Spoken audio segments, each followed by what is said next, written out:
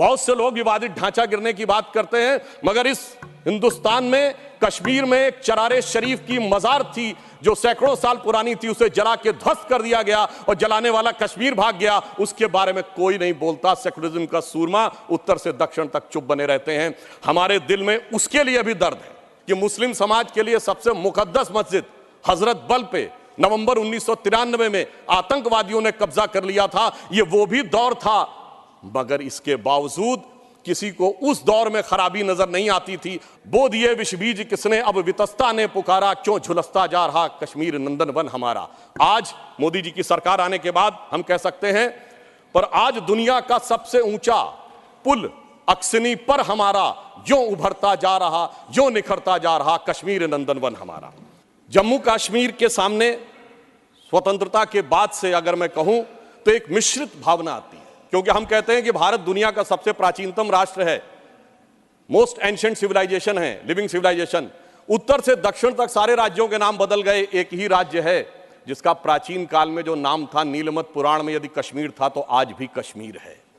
परंतु दुख की बात यह है कि स्वतंत्रता के 75 वर्ष बाद, मतलब 2019 से पहले तक वो समाधान ही नहीं हो पाया था। समाधान के लिए इतना लंबा समय लगाना पड़ा। वो ट्रांजिएंट एंड टेम्परेरी फेज के लिए आह को चाहिए एक उम्र असर होने तक 3 पीढ़ियां गुजर गईं।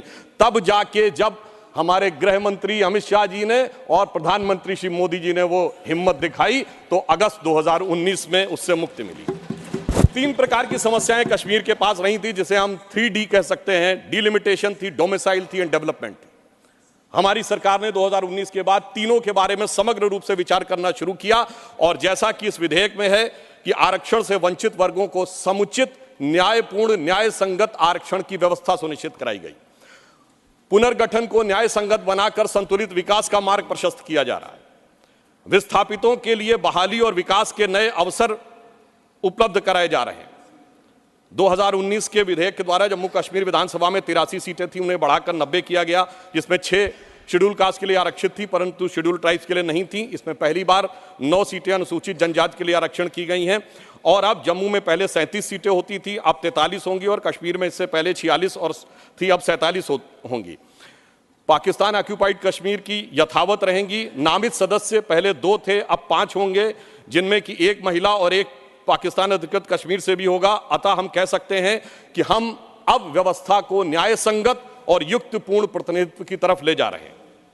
परंतु सभापति महोदय, जो गृह मंत्री जी ने आरक्षण का विषय रखा है, जब ये बात हम करते हैं तो हमारे हृदय में एक अलग वेदना उत्पन्न होती है, क्योंकि पहली बार अब जाके 2019 के बाद वाल्मीकि समाज को अपना वह समुचित स्थान मिला है। दुख की बात है कि स्वतंत्रता के बाद इस देश में एक ऐसी व्यवस्था थी जहां जन्म से यह तय था कि जिस व्यक्ति ने जो व्यवसाय किया है, यदि वह सफाई कर्मचारी थे तो उनके बेटे बेटी सफाई कर्मचारी ही रहेंगे, चाहे वो PhD क्यों न कर लें। सोचिए, ऐसी अन्यायपूर्ण व्यवस्था स्वतंत्र भारत में चलती रही और उससे मुक्ति का मार्ग अब जाकर प्रशस्त हुआ है। एक वो थे जिन्होंने वाल्मीकि समाज के साथ ये किया। एक हमारी सरकार है कि जब भव्य श्री राम मंदिर बन रहा है तो उस परिसर में महर्षि वाल्मीकि का भी एक मंदिर बन रहा है। ये हमारी सोच और उनकी सोच में यह अंतर है। विकास की नई ऊंचाइयों की तरफ जम्मू कश्मीर आज बढ़ता हुआ नजर आ रहा है। आज 70% आतंकवाद की घटनाओं में कमी आई है। 9 साल पहले सिविलियन जो कैजुअलिटीज थी उनमें 72% की कमी आई है। सुरक्षा बलों में 60% की कमी आई है। 2010 में जो पत्थरबाजी की घटनाएं थी 2654 होती थी, अब 2023 में कोई नहीं होती। 2010 में 112 लोग पत्थरबाजी की घटनाओं में नागरिक मारे गए थे, 2023 में एक भी नहीं है। 2010 में 6235 सिक्योरिटी पर्सनल इंजर्ड हुए थे, 2023 में एक भी नहीं है। और 2010 में 132 ऑर्गेनाइज स्ट्राइक हुई थी, 2023 में कोई भी नहीं है। 2010 में 70 घटनाएं हुई थी सीज फायर वायलेशन की, 2023 में 2 हुई हैं। और इस प्रकार हम ये कह सकते हैं कि कश्मीर के अंदर एक भारी बदलाव और एक सकारात्मक दिशा में दिखाई पड़ रहा है। और इसके लिए विकास के नए मार्ग के ऊपर कश्मीर इस प्रकार से प्रशस्त होता हुआ जा रहा है कि धारा 370 के हटने के बाद जो कश्मीर का डोमेस्टिक प्रोडक्ट था, GSDP था, जो 1 लाख करोड़ रुपए था, वो 5 साल में बढ़कर 2,27,000 करोड़ रुपए से अधिक हो गया है। सरकार ने कई लार्ज रिक्रूटमेंट ड्राइव स्टार्ट किए हैं, जिसमें 29,813 लोग अब तक रिक्रूट किए जा चुके हैं और एडिशनल 5,523 वैकेंसीज क्रिएट की गई हैं। जम्मू कश्मीर ने इन्वेस्टमेंट के जो प्रपोजल आए हैं वो 66,000 करोड़ रुपए के हैं और जो डायरेक्ट एम्प्लॉयमेंट और उसके द्वारा जो इनडायरेक्ट एम्प्लॉयमेंट क्रिएट होगा वो 2.9 लाख तक के व्यवसाय के अवसर क्रिएट हो सकते हैं। 2 मेडी सिटीज जम्मू और कश्मीर में क्रिएट की जा रही हैं। इस ढंग से स्थानीय चीजों को बढ़ावा दिया जा रहा है कि ऊखू गांव अब पेंसिल वाले गांव के रूप में पूरे देश में विख्यात होता जा रहा है और इसी के साथ साथ हिमायत स्कीम जैसी योजनाओं के द्वारा लोगों को रोजगार के नए अवसर प्रदान किए जा रहे हैं। यूनियन टेरिटरी गवर्नमेंट ने जीआई टैगिंग भी की है। सैफरन यानी केसर जिसके लिए कश्मीर बहुत प्रसिद्ध है, उसमें और बासमती राइस की जीआई टैगिंग की व्यवस्था की, जिससे कि उसको एक अंतर्राष्ट्रीय स्तर तक एक मान्यता प्राप्त हो सकती है। जम्मू कश्मीर में इंफ्रास्ट्रक्चर डेवलपमेंट फाइनेंस कॉर्पोरेशन की भी स्थापना की गई है, जिसके द्वारा अनेक प्रोजेक्ट बहुत सफलतापूर्वक चल रहे हैं। कल्चरल एस्पेक्ट पे अगर हम देखें तो दिवाली शारदा देवी टेम्पल में 75 साल के बाद पहली बार मनाई गई है और कश्मीरी पंडितों का प्रसिद्ध त्यौहार नवरेह इस बार पूरे उत्साह के साथ मनाया गया है और हमारी गवर्नमेंट आने से पहले कुल 14 लाख टूरिस्ट आते थे। 2022-23 में 2 करोड़ पर्यटक आए हैं। इससे आप समझ सकते हैं कि जम्मू कश्मीर की अर्थव्यवस्था को कितना। आगे मैं एक और बात कहना चाहता हूं कि पहली बार 30 साल के बाद 27 जुलाई को शियाओं का मुहर्रम का जुलूस भी शांतिपूर्ण ढंग से और पूरे अकीदत के साथ चला। महोदय, मैं एक बात याद दिलाना चाहता हूं। मैं लखनऊ का रहने वाला हूं। वहां भी मैंने बचपन में हिंदू मुस्लिम कॉन्फ्लिक्ट नहीं सुना था, शिया सुन्नी कॉन्फ्लिक्ट सुने थे। इनकी सरकार के समय में शियाओं का जुलूस, मदे साहबा का जुलूस रोक दिया गया था। 22 साल तक रुका रहा। जब हमारी सरकार आई उसके बाद वहां पर शियाओं का मदे साहबा का जुलूस निकलने की स्थिति आई। मैं पूछना चाहता हूं, भाई हिंदू मुस्लिम के लिए हमारे ऊपर आरोप लगाते हो, ये शिया सुन्नी के बीच में जो होता था वो भी शांतिपूर्वक हमारे दौर में हुआ, कश्मीर हो या देश का कोई और हिस्सा हो। यह दर्शाता है कि हमारी सरकार सभी समुदायों को समान रूप से उन्नति का अवसर देती है। और 30 साल के बाद सिनेमा हॉल खुले। अब मैं एक बात और कहना चाहूंगा। बहुत बताया जाता है कि जम्मू कश्मीर सूफी का बहुत बड़ा सेंटर था। मैं पूछना चाहता हूं कि विगत 30 वर्षों से सूफीज्म के 4 बड़े सिलसिले हैं, नक्शबंदी, सोहरावर्दी, चिश्ती और कादरी। एक का भी कोई मरकज बचा हो तो बता दीजिए। बहुत से लोग विवादित ढांचा गिरने की बात करते हैं, मगर इस हिंदुस्तान में कश्मीर में एक चरारे शरीफ की मजार थी जो सैकड़ों साल पुरानी थी, उसे जला के ध्वस्त कर दिया गया और जलाने वाला कश्मीर भाग गया। उसके बारे में कोई नहीं बोलता। सेकुलरिज्म का सूरमा उत्तर से दक्षिण तक चुप बने रहते हैं। हमारे दिल में उसके लिए भी दर्द है। और मैं ये भी याद दिलाना चाहता हूं कि मुस्लिम समाज के लिए सबसे मुकद्दस मस्जिद हजरत बल पे नवंबर 1993 में आतंकवादियों ने कब्जा कर लिया था। ये वो भी दौर था, मगर इसके बावजूद किसी को उस दौर में खराबी नजर नहीं आती थी। आज जब सब कुछ शांतिपूर्ण और सही ढंग से चल रहा है तब यह समस्याएं नजर आती हैं। सेंट्रल गवर्नमेंट ने बहुत सारे इंफ्रास्ट्रक्चर प्रोजेक्ट्स अप्रूव किए हैं, सेंट्रल यूनिवर्सिटीज बनाई हैं। लद्दाख में सेंटर फॉर बुद्धिस्ट स्टडीज भी बनाया गया है और इसके अलावा IITs, IIMs और 2 एम्स बनाए गए हैं। प्रधानमंत्री ग्राम सड़क योजना में पहले 158 किलोमीटर की सड़कें बनती थी, अब 8,068 किलोमीटर की सड़कें बनी हुई हैं। परंतु इसी के साथ साथ मैं ये भी कहना चाहता हूं कि मोदी सरकार के शासनकाल में आने के बाद अब मॉर्टेलिटी रेट जो 22 पे था वो अब 14.3 पे आ गया है। पहले केवल 47 जन औषधि केंद्र थे 2019 से पहले, अब 227 हो गए हैं। और सबसे बड़ी बात यह है कि आज दुनिया का सबसे ऊंचा पुल जो 1315 मीटर का है वो आज चिनाब नदी के तट के ऊपर बना हुआ है। यह दर्शाता है कि कश्मीर किस नई ऊंचाई की तरफ जा रहा है। महोदय, मैं याद दिलाना चाहता हूं, हमारे बचपन में जिस जमाने में कश्मीर में आतंकवाद फैला था तो हम लोग कहते थे झेलम नदी का प्राचीन वैदिक नाम है वितस्ता और चिनाब का है अक्सिनी। तो हम कहते थे बो दिए विष बीज किसने, अब वितस्ता ने पुकारा, क्यों झुलसता जा रहा कश्मीर नंदन वन हमारा।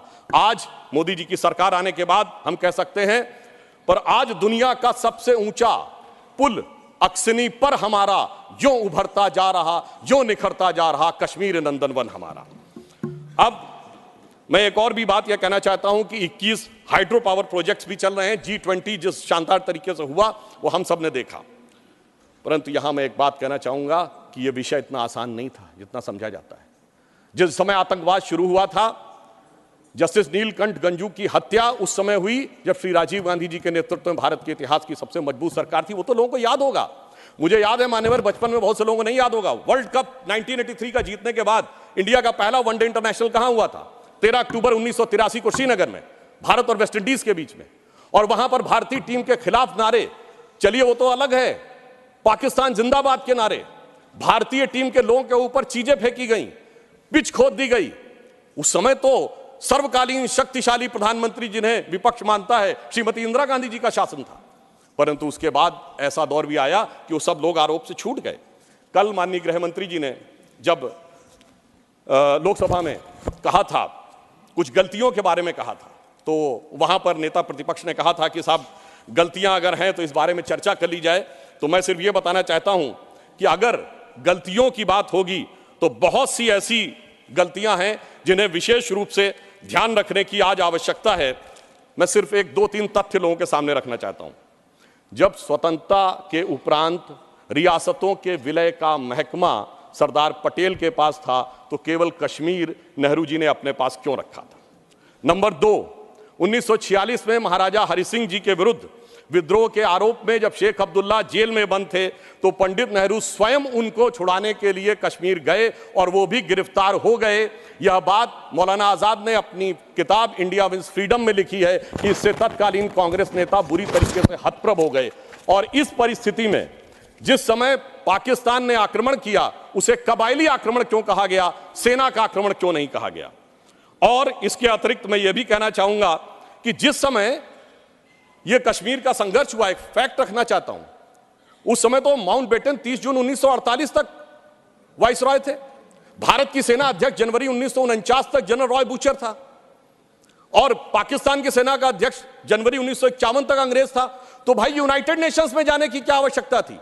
गृह मंत्री जी ने बिल्कुल सही बात कही कि भाई उनको 1 साल तक माउंटबेटन को इसलिए रोका गया था कि बचे हुए कुछ मामले रिजॉल्व करने हैं। तो भाई मैं पूछना चाहता हूं कि उनको क्या मेहमान नवाजी के लिए रखा गया था? जब यहां थे, दोनों तरफ के सेना अध्यक्ष भी अंग्रेज थे, तो यूनाइटेड नेशंस क्यों गए? इसलिए मैं कह सकता हूं एक गलती नहीं, भयंकर गलती थी, जिसका खामियाजा आज तक सरकार को भुगतना पड़ रहा है।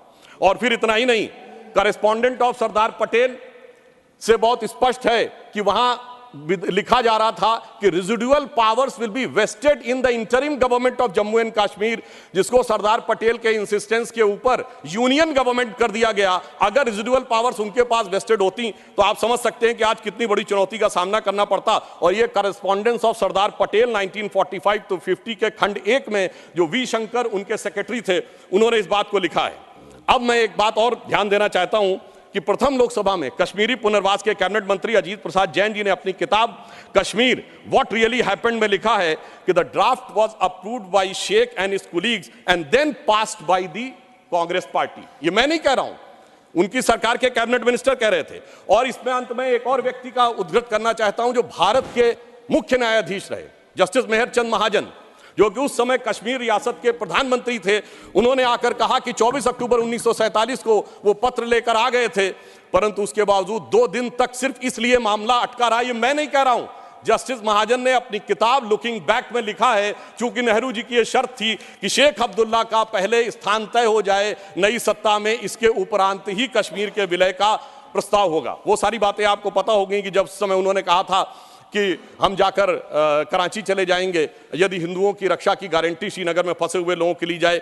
इसलिए मैं कहना चाहता हूं इसके लिए एक दिन नहीं, एक सत्र भी कमजोर पड़ जाएगा। और आज अगर आप देखें कि अंतर देखिए, एक उधर का कश्मीर और एक इधर का कश्मीर। एक इधर का कश्मीर है जहां पर टेक्नोलॉजी में, जहां पर की कल्चर में उन्नति हो रही है, जहां विकास हो रहा है, G20 किया जा रहा है। और एक उधर का कश्मीर है, यहां हमारा सबसे ऊंचा पुल है और वहां बड़े बड़े आतंकवादी संगठनों के साथ उधर के कश्मीर के लोग बैठे हुए हैं।